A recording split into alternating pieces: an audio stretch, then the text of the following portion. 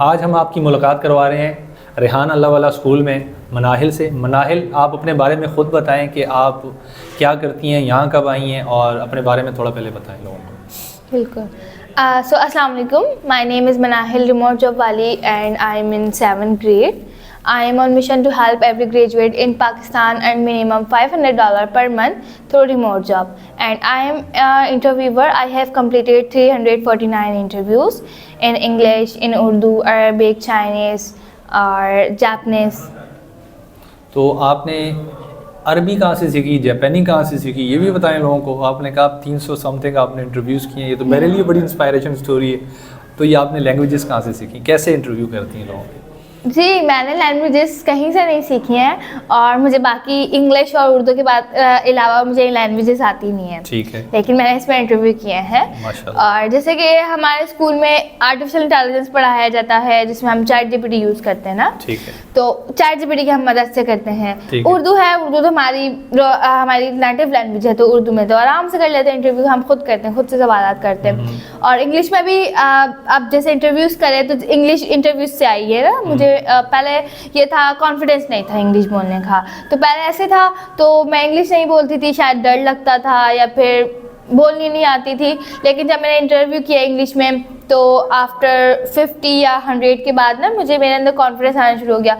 पहले तो मुझे जैसे बात करती थी ना मैं, तो उसमें पता भी नहीं चलता था मुझे वो क्या कह रहे हैं और मैं क्या कह रही हूँ। मेरे पास एक स्क्रिप्ट होती थी सवालात की, और मैं उनको सवालात किए, उन्होंने मुझे जवाब दिए, और मुझे पता भी नहीं था कि उनके फील्ड से भी रिलेटेड मुझे पूछने चाहिए या नहीं पूछने चाहिए। मुझे नहीं पता था इंग्लिश का ऐसा कि फिर मैंने 50 इंटरव्यूज़ किए। 50 के बाद मेरे अंदर कॉन्फिडेंस आना स्टार्ट हुआ। अब अल्हम्दुलिल्लाह ऐसा होता है कि मेरे पास जो सवाल होते हैं मुझे पता होता है कि यही मुझसे क्या पूछ रहे। लाइक अगर इंटरव्यू में किसी ने सवाल भी किया होगा ना मुझसे, मुझे नहीं पता होगा कि मुझसे सवाल क्या है। लाइक फॉरेनर्स होते हैं तो वो बीच में हमसे सवालात भी कर लेते हैं ना कुछ, तो उनका अब मैं अल्हम्दुलिल्लाह जवाब दे देती हूँ। मुझे पता चलता है वो बोल क्या रहे हैं और मैं बोल क्या रही हूँ। तो मैंने इंग्लिश वैसे सीखी है, और उर्दू जो है मैंने आपको बताया नेटिव लैंग्वेज है, वो तो हम खुद ही करते हैं। और बाकी जो लैंग्वेज है अरबी वगैरह, मैंने 7 लैंग्वेजेस में इंटरव्यू किए हैं, वो मैंने चैट जीपीटी के जरिए किया है। अच्छा, तो वो लाइव इंटरव्यू होता है या उसमें पहले आप स्क्रिप्ट जो है ना चैट जीपीटी से ले लेती हैं, फिर उसको पढ़ती हैं और फिर क्वेश्चन करती हैं, या वो लाइव होता है? स्ट्रीम यार्ड पर होता है। स्ट्रीम यार्ड पे हमारे पास ऑप्शन आता है जिसमें हम बैनर होते हैं, और फिर हम बैनर में सवालात लिख के रख लेते हैं। ठीक है। और फिर जब हमारे गेस्ट आते हैं तो पहले हमने उनका इंट्रोडक्शन कराया, उन्होंने हमारा इंट्रोडक्शन कराया, फिर हम सवालात स्क्रीन पे शो करते हैं और फिर हो जाता है। अब आप सोच रहे होंगे कि लैंग्वेजेस हैं, अब चाइनीज़ है, चाइनीज़ हम पढ़ नहीं सकते, ठीक है। मतलब हम बोल लेंगे कुछ, लेकिन हम पढ़ तो नहीं पाएंगे, क्योंकि जैसे उर्दू है, चाइनीज़ जो है वो उर्दू नहीं पढ़ पाएंगे, इंग्लिश तो पढ़ लेंगे। लेकिन अब हमने चाइनीज़ कैसे पढ़ी? हमने जैसे चैट से क्वेश्चन निकाले, तो क्वेश्चन निकाले, उसने हमें चाइनीज में तो दे दिया और हमने बैनर्स में जाके लगा दिया। अब हमने चैट जीपीटी को बोला कि ये हमें रोमन चाइनीज में दे दो। जब उन्होंने हमें रोमन में दिए तो हमने हम चैट जीपीटी में गए, पहले सवाल स्क्रीन पे शो किया चाइनीज में, और फिर चैट जीपीटी में गए, वहां से सवाल पढ़। ये सब लाइव चल रहा होता है या पहले स्क्रिप्टेड होता है? ये सब लाइव चल रहा होता है। अच्छा। उनको हम बताते नहीं है कि हमें ये लैंग्वेज, उनको पता होता है हमें लैंग्वेज नहीं आती, लेकिन इंग्लिश तो पता होता है कि हमें आती है, इंग्लिश तो सभी को आती है। लेकिन चाइनीज़ वगैरह, मैंने जापानीज़ किया था, स्वीडिश वाले अंकल को पता था कि मुझे नहीं आती, और तुर्किश वाले को भी पता था। तुर्किश वाले जो है वो मुझसे इंट्रोडक्शन का था, कुछ हुआ तो उनको समझ नहीं आता, लेकिन वो मुझसे तुर्किश में कह रहे कुछ, लेकिन मुझे समझ नहीं आया। फिर उन्होंने इंग्लिश में बताया कि मैं ये कह रहा हूँ। अच्छा। फिर मैंने उनको सही से दोबारा सवाल शो करवाया। हम शो करते थे स्क्रीन पर, और लाइव जैसे स्ट्रीम यार्ड होता है, लैपटॉप का डेस्कटॉप होता है ना हमारा, तो हम टैब्स चेंज कर सकते हैं। तो वो हमारी स्क्रीन चल रही होती है, माइक ऑन होता है, और स्क्रीन पे सवाल शो किया, और फिर दूसरे टैब पर गए, दूसरे टैब पर चैट जीपीटी ऑन होता है, तो उस पर हमने सवाल पढ़ लिए। अच्छा, मतलब ये है कि अभी तक आप 300 जो है 300 प्लस इंटरव्यूज कर चुकी हैं, तो टॉपिक क्या होता है उसमें? टॉपिक जो मिल जाए, बस हम उससे लर्न कर सकें। ठीक है। और हमें ज़्यादातर कनेक्शंस बनाने होते हैं ना लोगों से, तो उसमें हमारा ये नहीं होता कि टॉपिक हमारा वो हो, लेकिन मेरे टास्क होते हैं ना हमारे स्कूल में, लेकिन उसमें एक टास्क ये भी होता है, आपने इंटरव्यू करना है, और एक इंटरव्यू ऐसा करना है जिसमें आप रिमोट जॉब का करें, जिसमें आप रिमोट जॉब की लर्निंग करें। ठीक है। तो रिमोट जॉब लोगों को बताएं किस तरह होती है, क्या होती है? रिमोट जॉब होती है। रिमोट जॉब तो हमने सुना होगा कि जॉब पे जाते हैं, जॉब करते हैं, और जॉब जब भी हम जॉब का नाम सुनते हैं यही होता है कि फिजिकल ऑफिस जाना है। लेकिन रिमोट जॉब ये होती है कि आप कहीं भी किसी भी लोकेशन से कर सकते हैं। आप दुनिया के किसी भी कोने में हो, आप वर्क करें, आप जॉब करें, और ये नहीं होता कि आपने फिजिकल ऑफिस जाना पड़ेगा और फिर वहाँ जाएंगे आप, फिर वहाँ जाके जॉब करेंगे। बस आपके पास एक आपकी डिवाइस हो या फिर लैपटॉप हो जिस पे आप वर्क कर सकें, वो हो, और एक इंटरनेट कनेक्शन हो, आप फिर कर सकते हैं वर्क। अच्छा, अभी तक आपने जो इंटरव्यूज़ किए हैं और इधर स्कूल में और भी बहुत सारे बच्चों ने किए हैं, तो आप लोग अपने अपने यूट्यूब चैनल पे डालते हैं या कोई मखसूस आप लोगों के स्कूल का कोई चैनल है, किस तरह करते हैं उसको वीडियोस? जो जैसे कि मैंने आपको बताया स्ट्रीम यार्ड पे करते हैं ना, तो स्ट्रीम यार्ड का हमारे पास प्रो है, हमें प्रो मिला हुआ है स्कूल से, तो जिसकी वजह से हमारा direct live interview Facebook page पे जाता है, फेसबुक प्रोफाइल पे जाता है, लिंक्डइन पे जाता है, यूट्यूब पर जाता है और ट्विटर पे जाता है, लाइव जाता है जी, लाइव। तो बाद में वो फिर उसमें वो कन्वर्ट हो जाता है और लोग बाद में भी उसको सर्च कर सकते हैं। जी जी, पहले आप जब करते हैं वो लाइव जाता है। तो अभी तक सबसे ज़्यादा जिस बच्चे के व्यूज़ आए हैं कितने आए हैं? व्यूज मुझे नहीं पता, और मैं अपने व्यूज भी नहीं चेक करती। व्यूज नहीं चेक करते? मेरे 600, 300-400 इस तरह से होंगे, क्योंकि अभी हम न्यू है ना। तो ये लोग कहते हैं, अक्सर पेरेंट्स आके सवाल करते हैं, रेहान अल्लाहवाला साहब की जो आइडियोलॉजी है, इससे बच्चे कैसे 50,000 कमाएंगे, 30,000, 1 लाख कमाएंगे, क्या आइडियोलॉजी, आपको क्या समझ आया है? ये है कि हमने अपना विजन लेना है और उस पर अगर हम वर्क करेंगे, आप कोई भी वर्क करते हैं, आप अपने विजन पे, अगर आपका विजन, मेरा विजन है कि मैं लोगों को सिखाऊं $500 पर मंथ, जब मैं सीख रही हूँ लोगों को सिखाने के लिए, तो जब मैं सीखूंगी, ये लाइक मैं सीख रही हूँ, तो इससे क्या होगा, मुझे भी स्ट्रेटेजी पता चलेगी ना कि मैं कैसे अर्न करूँ, लोगों को भी सिखाना है, लोग कैसे अर्न कर सकते हैं और मैं कैसे अर्न करूँ। अब जैसे कि मैं लर्निंग कर रही हूँ, मुझे पता चल रहा है, अच्छा हम यूँ करते थे, इससे हम कर सकते हैं अर्न। मतलब बेसिकली फ्रीलांसिंग है, और आप के अंदर जो भी टैलेंट है जिस फील्ड का भी, फिर आप वो फ्रीलांसिंग के जरिए मार्केट में आते हैं और आपको काम मिलता है और फिर आप काम करते हैं। अच्छा, बेसिकली ये जो इंटरव्यूज़ हैं, इनसे भी कभी अर्निंग के चांसेस हैं या कभी हुए हैं किसी के? जैसे कि इंटरव्यूज होते हैं ना, आपको इससे रिमोट जॉब मिल सकती है इंटरव्यू से। इंटरव्यू एक ऐसी फील्ड है जहाँ पे जिसमें आप रिमोट जॉब कर सकते हैं, बहुत सारे कंपनीज होती हैं। अब वैसे मैंने इंटरव्यू बताया कि जॉब्स मिल सकती हैं, आपको रिमोट जॉब कर सकते हैं। अब फिजिकल ऑफिस से जाना ही नहीं है, तो वो लोग ऐसा होता है कि इंटरव्यूज लेते हैं, आप जब भी जॉब के लिए जाते हैं इंटरव्यू देते हैं आप, तो उसके लिए भी उनके लिए उनका कोई एम्प्लॉयर चाहिए होगा उनको, तो वो भी हो सकता है। कुछ लोग हायर करते हैं लोगों को कि हमें चाहिए, इस तरह से भी हो सकता है। और बाकी हमें, अगर हम इंटरव्यू करते हैं तो हमें हमारे स्कूल से गिफ्ट मिलता है। अच्छा, गिफ्ट दिया जाता है। तो रेहान अंकल से आपकी कितनी बार मुलाकात हुई है? अल्हम्दुलिल्लाह होती रहती है, और मेरी बहुत दफ़ा हुई है, उनके घर भी जाती हूँ मैं। अच्छा, तो उनका भी इंटरव्यू लिया आपने? जी अल्हम्दुलिल्लाह। अच्छा, मशहूर शख्सियात में और कौन कौन आए हैं यहाँ पे? यहाँ पर स्कूल में सर रेहान है, और बाकी सारे फॉरेनर्स जो हैं, माइकल आए थे अभी, ठीक है, वो करवाते हैं, कॉन्फ्रेंसेस होती हैं बड़ी बड़ी, तो उस तरह का वो करवाते हैं। और अभी वो आए थे, उनका नाम भी शायद माइकल था, मैं उनका नेम भूल गई।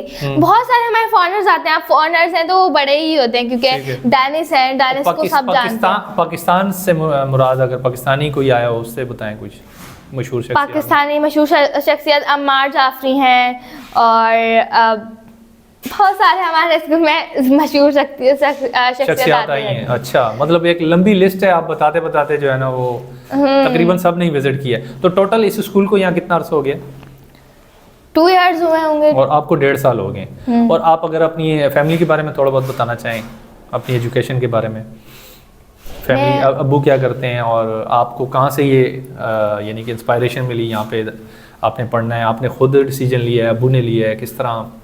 अच्छा, मेरे बाबा तो ग्लास वर्क करते हैं, ठीक है, और मेरी मामा जिस नॉर्मली फेसबुक यूज़ कर रहे होते हैं ना, तो मामा ऐसे ही स्क्रॉलिंग कर रही थी। स्क्रॉलिंग करते करते हम सर रेहान को पहले नहीं जानते थे, उस वक्त ही मम्मा के सामने स्क्रॉलिंग करते करते वीडियो आती है, ठीक है, तो सर रेहान की वीडियो से इतनी इंस्पायरेशन होती है, तो इंस्पायरेशन वाली होती है, तो मम्मा देखती हैं, मम्मा सर रेहान की वीडियो प्रोफाइल ऑन करके देखती हैं, तो उसमें वीडियोस होती हैं और उसमें स्कूल का भी बताया जा रहा होता है। फिर स्कूल का बताते बताते मम्मा को पता चलता है ये तो कोरंगी में है, तो कोरंगी का मम्मा को पता चलता है, तो मम्मा को अच्छा लगता है, तो फिर मम्मा आती है हमारे स्कूल यहाँ पे, ठीक है, और फिर स्कूल आती है, सर अल्ताफ से बात होती है तो मम्मा को अच्छा लगता है, क्योंकि जब ज़्यादा कुछ ऐसा सिस्टम नहीं था, जब फ्रीलांसिंग पे था, तो फिर मम्मा आती हैं, बातचीत करती हैं। फिर रेहान स्कूल में समर कैंप स्टार्ट हो रहा था, हम समर कैंप जब स्टार्ट हुआ था हम ज्वाइन कर लेते हैं। ठीक है।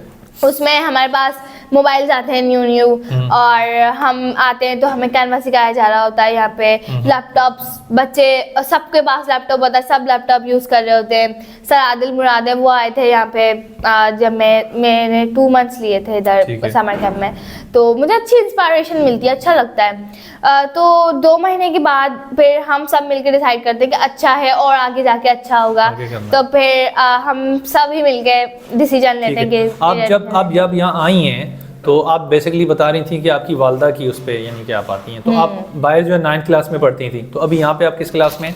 मैं यहाँ पे 7th क्लास में। 7th क्लास में। तो आपको थोड़ा सा ऐसे फील होता है यार मैं टाइम ज़ाया कर रही हूँ, या ये फील होता है नहीं यार वहाँ कुछ भी नहीं आता था मुझे, यहाँ बहुत कुछ आता है, वहाँ के मुकाबले में यहाँ के मुकाबले में क्या डिफरेंस है आपके अंदर की, जो अंदर का एक इंसान होता है उसके कॉन्फिडेंस, उसके बोलने का अंदाज, उसको कुछ सीखने का, या यहाँ पे आपने क्या सीखा, ये एक 2-4 लाइनों में ज़रा आप बताना चाहेंगे? बहुत ज़्यादा डिफरेंस है। और मैं पहले थी टॉप होल्डर थी पहले लेकिन ये था कॉन्फिडेंस नहीं था। स्कूल में जो हमारे स्पीच होती थी वो दे दी, इस तरह से था। और घर पे रिलेटिव्स आए, मुझसे बात नहीं की, 5 मिनट बात की, मुझसे नहीं बात होती थी, मुझे बात ही नहीं करनी आती थी। अच्छा। चाय वगैरह रखी, कमरे में चले गए क्योंकि बात ही नहीं की जाती थी। तो कॉन्फिडेंस आया। और मेरा शुरू से ये नहीं था कि डॉक्टर बनना है, इंजीनियर बनना है, ऐसा कुछ भी नहीं था। ये था कि CSS के एग्जाम देने, और बस दिल में ये रहता था कि कुछ बड़ा करना है, अच्छा कुछ बड़ा होना चाहिए, लेकिन ये नहीं पता था कैसे हो सकता है। बस ये था अगर CSS के एग्जाम मैंने पास कर ली है तो अच्छी पोस्ट पे जॉब मिल जाएगी। अच्छा। तो ये था। लेकिन जब मैं हाई स्कूल कैंपस में आई, एक तो मेरे अंदर कॉन्फिडेंस आ गया और मेरे पास मेरा मिशन आ गया कि मेरा मिशन है कि पाकिस्तान के हर ग्रेजुएट पर्सन अर्न करे मिनिमम $500। ये मेरे लिए बहुत बड़ी बात है और ये मेरा बहुत बड़ा मिशन भी है। तो अब मुझे अल्हम्दुलिल्लाह बहुत ज़्यादा मैं अपने आप से सेटिस्फाई हूँ। और मैंने नोबेल लॉरेट बनना है, तो एनी से मैं बात कर रही थी। एनी से मैंने पूछा कि मैंने नोबेल लॉरेट बनना है, तो अगर मेरा ये मिशन है तो मुझे इसके अलावा भी कुछ करना पड़ेगा। तो कहती है कि नहीं, आपका जो मिशन है ना, आपके लिए ये बहुत है, क्योंकि मैं इससे क्या होगा, इन्वायरमेंट भी हमारा साफ रहेगा, क्योंकि ज़्यादा ट्रैवल नहीं करेंगे लोग, जॉब करने जाते हैं, और लोगों की लाइफ में इम्पैक्ट पड़ेगा, और लोगों की लाइफ अच्छी हो सकती है जब वो अर्न करते हैं, तो ये हो सकता है। और पाकिस्तान की इकोनॉमिक भी बढ़ेगी, इकोनॉमी में इजाफा होगा, तो इससे नोबेल अवार्ड तो इन्हीं चीज़ों पे मिलता है। तो उसने मुझे समझाया, और जब तो मैं इतना खुश हुई कि अच्छा मेरा तो मिशन इतना अच्छा है, तो मैं बहुत ज़्यादा खुश हूँ, अपने आप से बहुत ज़्यादा सेटिस्फाई हूँ कि ऐसा स्कूल मिला जिसमें मेरे अंदर और भी बहुत ज़्यादा चेंजेस आई हैं। कॉन्फिडेंस ही ले लें आप। अभी मैं आपसे बात कर रही हूँ, अभी मैंने आपको बताया कि रिलेटिव से मैं बात भी नहीं कर पाती थी, अभी आप एक स्ट्रेंजर पर्सन है मेरे लिए, बट मैं आपसे बात कर रही हूँ, तो बहुत ज़्यादा चेंज आया। मतलब आप देख रहे हैं 15 साल की बच्ची हैं और 1 मिनट के लिए भी ये रुकी नहीं है कहीं, और आपको कहीं इनकी अल्फाज की अदायगी में लकनत जो होती है ना, एक कॉन्फिडेंस न होने की वजह से अक्सर ख़वातीन, हम यूनिवर्सिटियों में भी बच्चियों को देखते हैं, जब वो फाइनल अपना प्रेजेंटेशन दे रही होती हैं और जब वो आती हैं सामने, तो उनकी बात करते हुए ज़रा सा उनकी अल्फाज में ना थोड़ा दब से जाते हैं। आपको कहीं भी इस बच्ची में थोड़ा सा वो नज़र आया?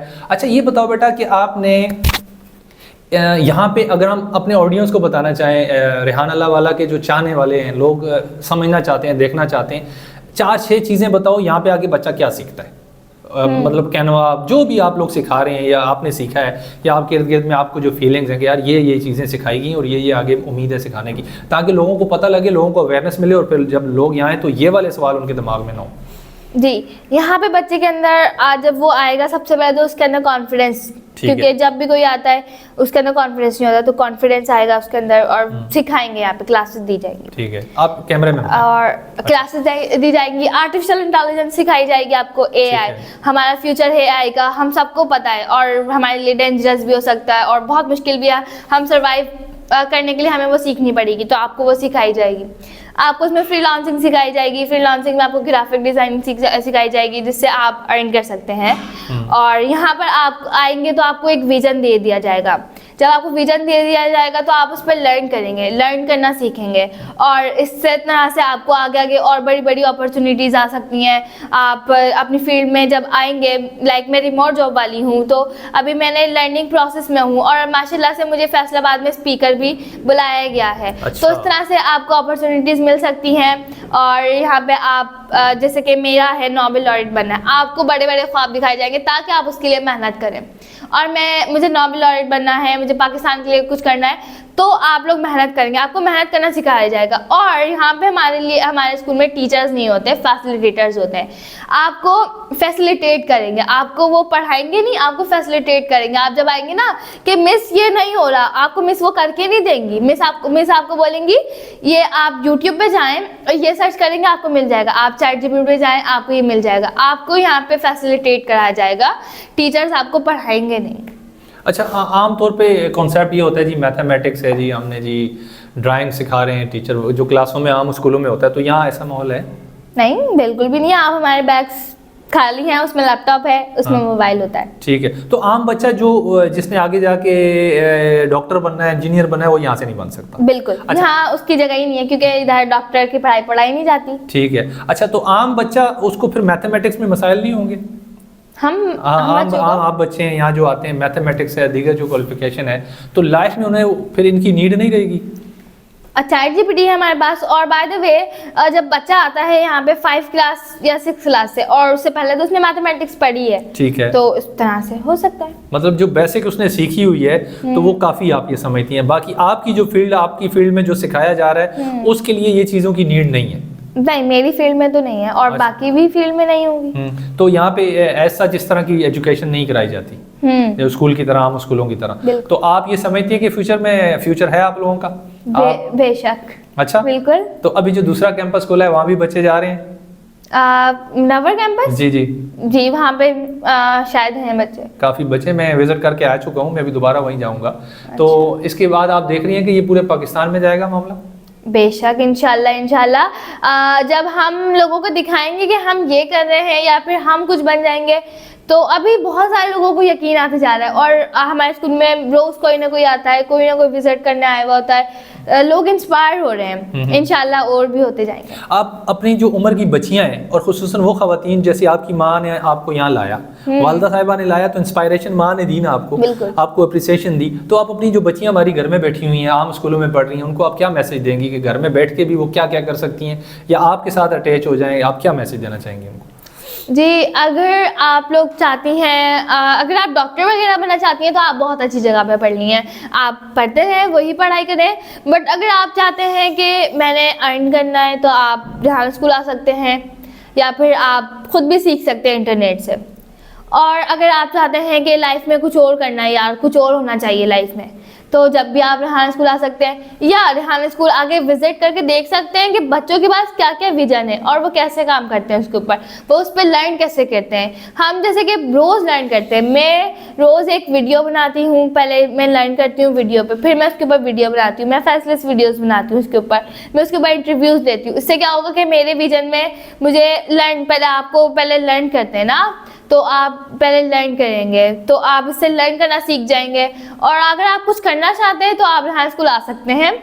और अगर आप डॉक्टर वगैरह बनना चाहते हैं तो आप वहाँ पढ़ सकते हैं, या फिर आप चाहते हैं कि यार ये मुझसे पढ़ाई नहीं की जाती, मुझे कुछ पढ़ाई, अगर मैं स्कूल जाऊँ तो कुछ ऐसा करूँ जिससे मुझे आगे जाके फ्यूचर में फ़ायदा भी हो, तो आप रिहाना स्कूल आके विजिट कर सकते हैं। अगर आप पढ़ना नहीं चाहते तो आप विजिट कर लें, फिर आपको आइडिया मिल जाएगा कि आप घर पर भी बैठ के कुछ कर सकते हैं। अच्छा, मैंने ये सुना बड़ी सख्ती होती है यहाँ पे बच्चों पे, ये बताएं ज़रा। सख्ती होती है? हाँ ना, बताएं ज़रा ऑडियंस को। बड़ा मार कुटाई होती है? नहीं, बिल्कुल भी नहीं होती। आपको पता है कहते हैं कि वीडियो खराब बनी, कोई बात नहीं, बनाओ, खराब वीडियो डालो। आपने वीडियो डालनी है, चाहे वो खराब हो चाहे वो सही हो। कहते हैं कि खराब करोगे तो जब भी तो अच्छा होगा, पहले खराब करो। सर रेहान कहते हैं कि आपने करना है ना, पहले खराब करके दिखाओ, फिर क्योंकि आप पहले खराब करते हैं तो फिर ये आगे जाके ठीक होता रहता है। मतलब कोई डांट डपट नहीं है? नहीं, मुझे किसी तो किस्म की किसी को कुछ नहीं डांटते। कोई मार कुटाई नहीं है? नहीं। मुझे जी प्रिंसिपल साहब ने, मेरा बच्चा साथ आया हुआ है, ये बैठा हुआ है साथ, मैं प्रिंसिपल साहब के रूम में बैठा हुआ था, तो ये बच्चे शरारतें करते हैं, मैंने उसको कहा यार आराम से बैठ जाओ, मुझे बात करने दो। तो प्रिंसिपल साहब ने कहा कि आप अगर यही एटीट्यूड रखेंगे तो बच्चे सीख नहीं पाते हैं, बच्चों को बहुत ज़्यादा आपने रोक टोक नहीं करनी है।